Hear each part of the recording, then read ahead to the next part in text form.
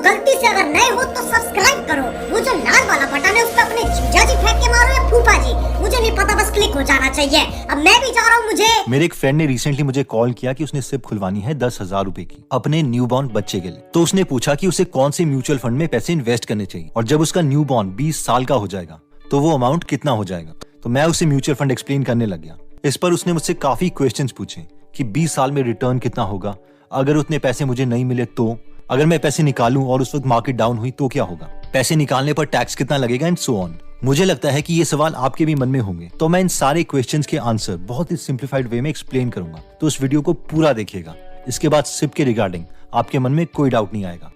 I know ये video आपके लिए बहुत वैल्यूएबल रहेगी। तो इससे पहले कि मैं स्टार्ट करूं, ये मैसेज देना जरूरी है कि ये वीडियो फाइनेंशियल एडवाइस नहीं है और आपको अपने फाइनेंशियल डिसीजन खुद लेने पड़ेंगे, लेकिन ये मेरी लर्निंग्स है जो आपको कॉन्सेप्ट समझने में हेल्प करेगी। Okay, so let's start my dear brothers and sisters.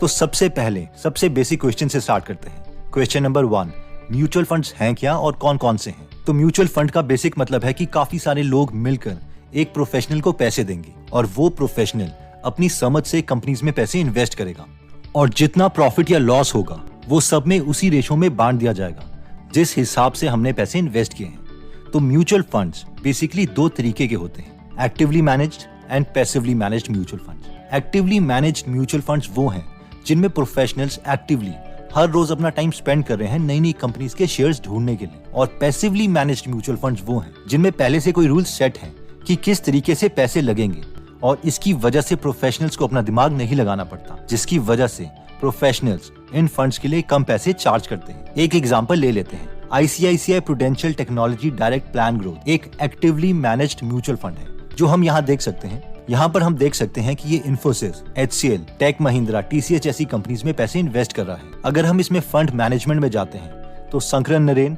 Ashwin Jain और उनकी टीम हमारे पैसों को इन्वेस्ट करेगी, और अगर हम एक्सपेंस रेशो को देखें तो वो 0.79% है, यानी इसके लिए ये मैनेजमेंट हमसे 0.79% फीस चार्ज करेगी हर साल। अब हम बात करते हैं नेक्स्ट फंड की।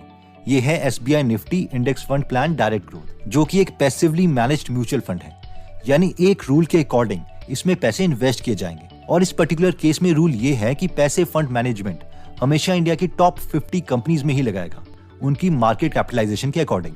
इसमें पिछले फंड के कंपैरेटिवली एक्सपेंस रेशो कम है 0.17%, और इन फंड्स को हम इंडेक्स फंड्स कहते हैं। इसमें हम देख सकते हैं कि रवि प्रकाश शर्मा इस फंड को मैनेज कर रहे हैं। एक ही फंड मैनेजर है क्योंकि इसमें कोई ज्यादा दिमाग नहीं लगेगा। जैसे जैसे टॉप 50 कंपनीज की मार्केट कैप चेंज होती रहेगी, ये पैसे उसी के अकॉर्डिंग शिफ्ट करते रहेंगे। ओके, तो अब नेक्स्ट सवाल आता है क्वेश्चन नंबर 2 कि सिप है क्या? तो सिप का मतलब है सिस्टमैटिक इन्वेस्टमेंट प्लान, यानी एक बार हमने किसी म्यूचुअल फंड में सिप स्टार्ट कर ली तो हर महीने पैसे उस पर्टिकुलर म्यूचुअल फंड में जाते रहेंगे। हमें कोई अपना दिमाग यूज नहीं करना पड़ेगा, कोई ब्रेन साइकिल्स यूज नहीं होंगे, अपनी लाइफ हम एंजॉय कर सकते हैं। क्वेश्चन नंबर 3, कौन सा म्यूचुअल फंड बेटर है और किसमें कितने परसेंटेज रिटर्न मिलता है? ये एक डिबेटेबल क्वेश्चन है, लेकिन अगर मैं अपने प्रेफरेंस की बात करूं तो मुझे इंडेक्स फंड्स पसंद हैं, जैसे कि ऊपर वाला SBI Nifty direct growth plan. अब आप पूछेंगे कि ऐसा क्यों? तो इसके 3 रीजन हैं। रीजन 1, मैंने जॉन बॉगल जिन्होंने इंडेक्स फंड का कॉन्सेप्ट दिया था, उनकी मैंने काफी बुक्स पढ़ी हैं, उनके इंटरव्यूज देखे हैं, तो उनकी थ्योरी से मैं बिल्कुल सेटिस्फाइड हूँ। तो उनका कहना यह था कि कौन सा म्यूचुअल फंड बेटर करेगा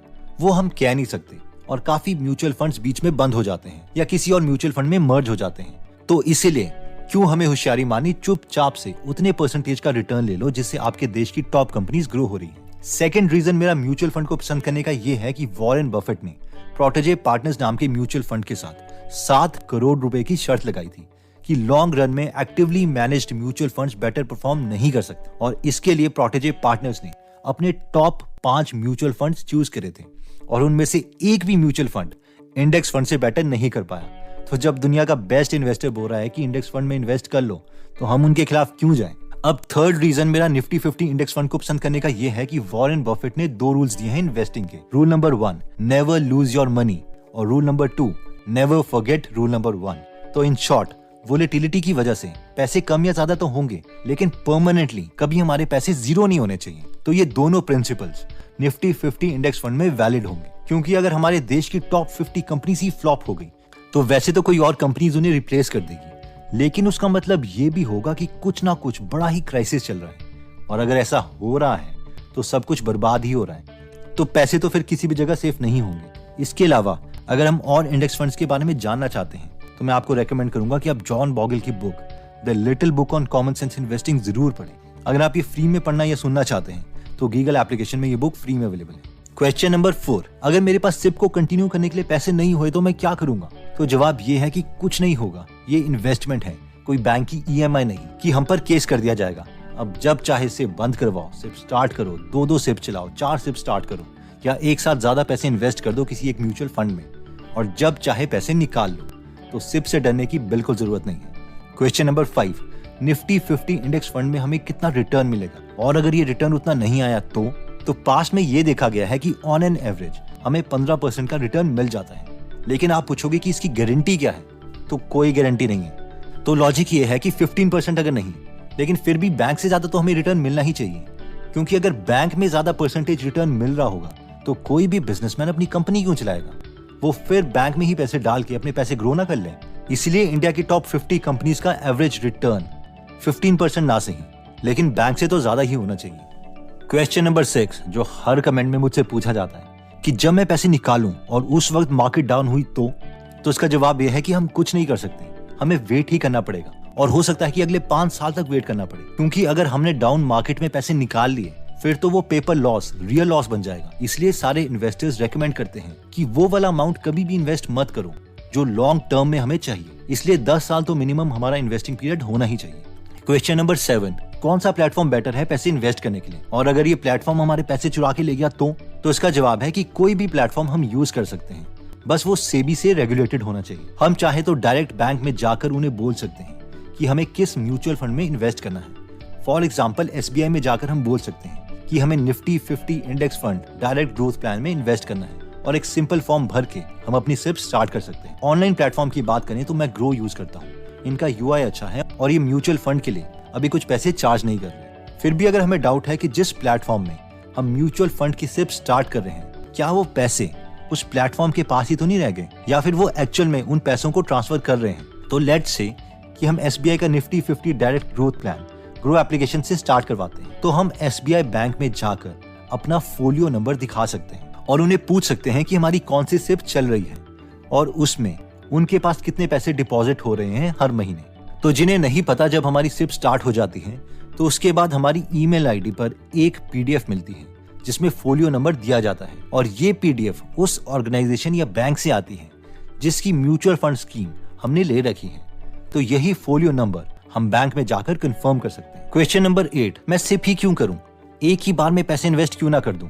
ओके, तो ये एक बहुत ही अच्छा क्वेश्चन है, क्योंकि मुझे बार बार कमेंट से ईमेल्स आती हैं कि मैं 1 लाख रुपए इन्वेस्ट करना चाहता हूँ, क्या मैं इन्वेस्ट कर दूं SBI निफ्टी 50 में एक साथ? तो इसके लिए हम एक एग्जाम्पल देखते हैं। इस चार्ट में अगर हम एक पीक देखें तो 4 जनवरी 2008 में निफ्टी की वैल्यू थी 6274.30 और एग्जैक्टली 10 साल के बाद 5 जनवरी 2018 में निफ्टी की वैल्यू थी 10558.85, यानी हर 6274 रुपए जो हमने इन्वेस्ट किए थे तो वो अप्रोक्सीमेटली 10,558 रुपए में कन्वर्ट हो चुके हैं। अब जरा देखें इसका CAGR compounded annual growth rate कितना बना। तो हम कोई भी ऑनलाइन कैलकुलेटर उठा सकते हैं इसे कैलकुलेट करने के लिए। लेट्स से हम ग्रो का ही कैलकुलेटर उठा लेते हैं और उसमें वैल्यूज डालते हैं। तो हमारी इनिशियल इन्वेस्टमेंट थी 6274 की और फाइनली ये अमाउंट बना 10558 का और ये सब हुआ 10 साल में, यानी ड्यूरेशन ऑफ इन्वेस्टमेंट थी 10 ईयर्स। तो इसका रिजल्ट आ गया 5.34%। अब हम में से कई लोग बोलेंगे ये क्या बकवास है यार, 15% का रिटर्न तो आया ही नहीं, 5.3% बना, इससे अच्छा तो मैं बैंक में FD ही स्टार्ट कर देता। और वो ठीक भी है। इसलिए जब हम लमसम अमाउंट डालते हैं तो हमें इस बात का ध्यान रखना पड़ता है कि उस वक्त मार्केट ओवर वैल्यूड ना हो। नेक्स्ट क्वेश्चन नंबर 9, हमें कैसे पता चलेगा कि मार्केट ओवर वैल्यूड है या अंडर वैल्यूड? तो इसके लिए बहुत सारे मेथड्स हैं, जैसे कि PE ratio, dividend yield, bear ratio et cetera. इसे पीने वाली बियर मत समझना। Anyways, on a serious note, इन सब में से सबसे पावरफुल मेथड जो है वो है बफेट इंडिकेटर। और जैसे कि नाम से पता चलता है ये वॉरेन बफेट ने दिया था। तो ये इंडिकेटर कहता है कि बस मार्केट कैप और GDP का रेशो ले लो और वो देखो कितना आया। तो एक्सपर्ट्स बोलते हैं कि इंडिया के केस में अगर ये रेशो 0.5 से लेकर 0.75 तक आता है तो मार्केट अंडर वैल्यूड है, यानी हम मार्केट में लमसम पैसे इन्वेस्ट कर सकते हैं और एवरेज से ज्यादा का रिटर्न एक्सपेक्ट कर सकते हैं। अगर ये रेशो 0.75 से 0.9 के बीच में आता है तो मार्केट फेयर वैल्यूड है, यानी जितना रिटर्न होना चाहिए हमें उतना ही मिलेगा और इस वक्त में भी हम एक साथ इन्वेस्टमेंट कर सकते हैं। लेकिन हमें रिटर्न एवरेज मिलेगा। और अगर ये रेशो 0.9 से अबव है तो इसका मतलब है रेड फ्लैग, यानी मार्केट ओवर वैल्यूड है और एक साथ पैसे इन्वेस्ट मत करो।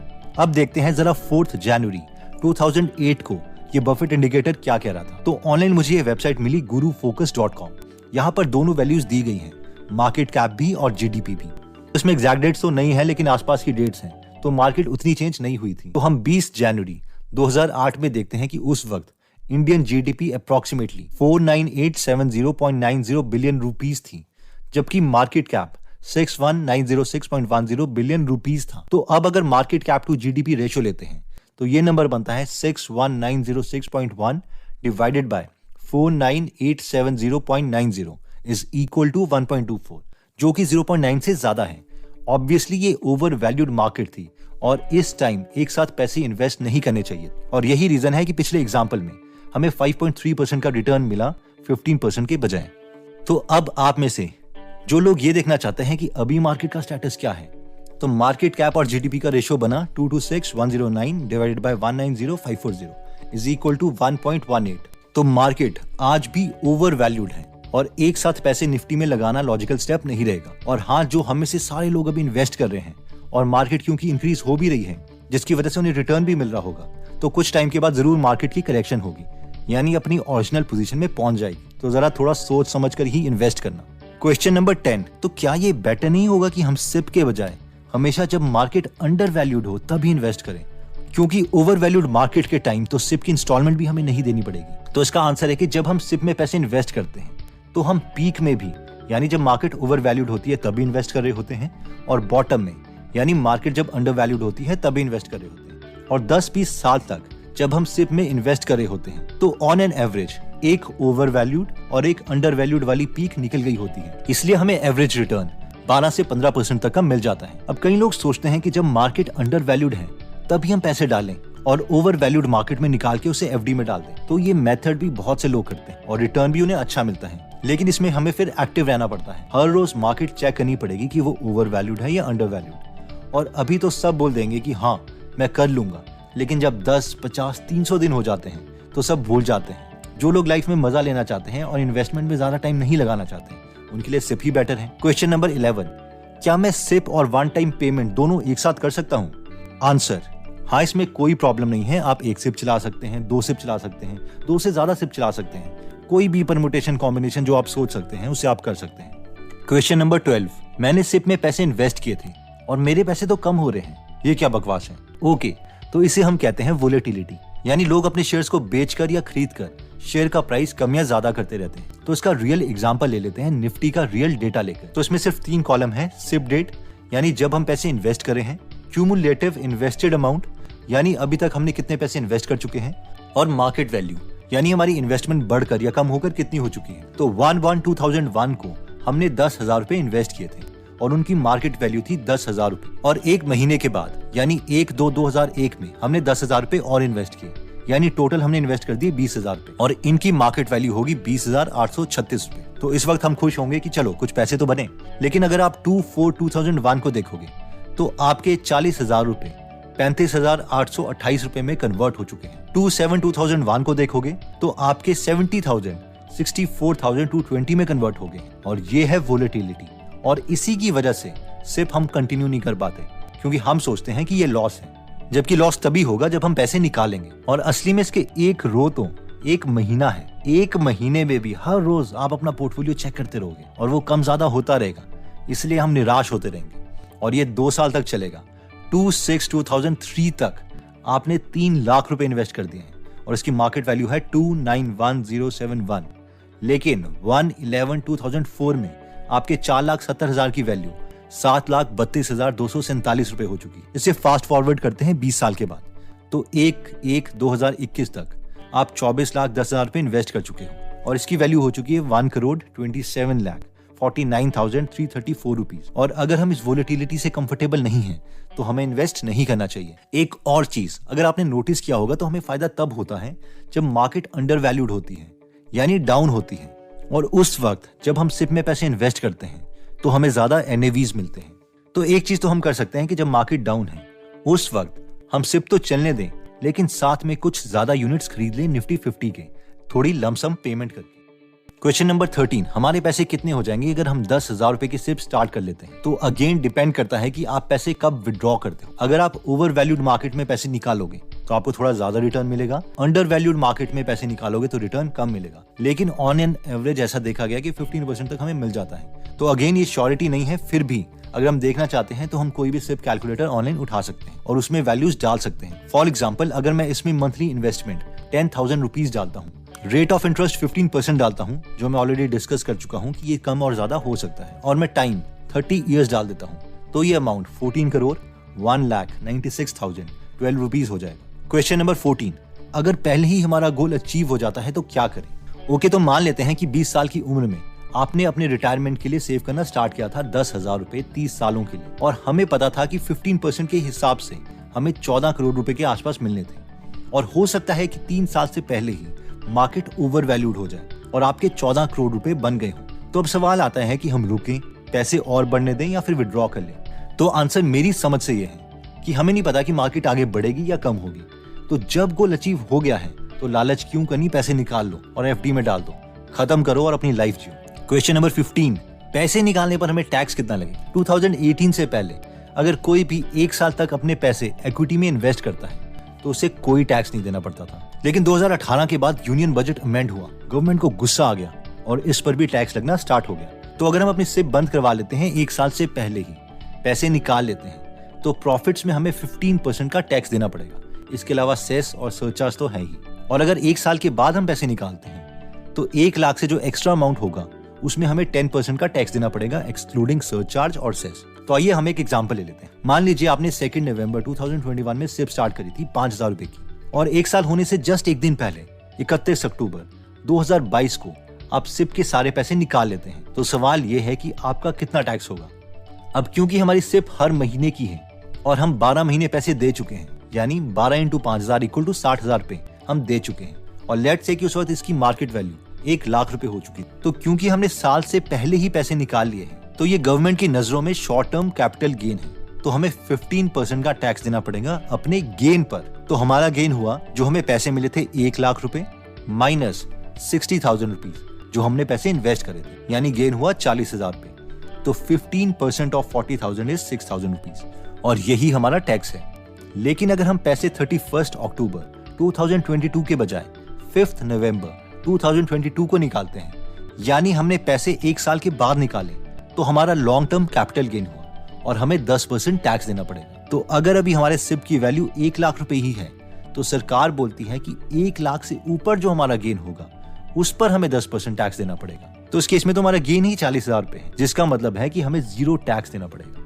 ओके दोस्तों, इस वीडियो में आई होप मैंने काफी डाउट्स आपके क्लियर कर दिए होंगे। फिर भी अगर कुछ रह गया हो तो आप कमेंट सेक्शन में मुझसे पूछ सकते हैं, और हो सका तो मैं एक कोर्स ही बना दूंगा इन्वेस्टिंग पर, जितना थोड़ा बहुत मुझे पता है। अगर इंडेक्स फंड के बारे में आप और अच्छे तरीके से जानना चाहते हैं तो आप इंडेक्स फंड का कॉन्सेप्ट जिन्होंने दिया है उन्हीं से सीखिए। तो जॉन बॉगल की एक बहुत ही अच्छी बुक है, the little book on common sense investing.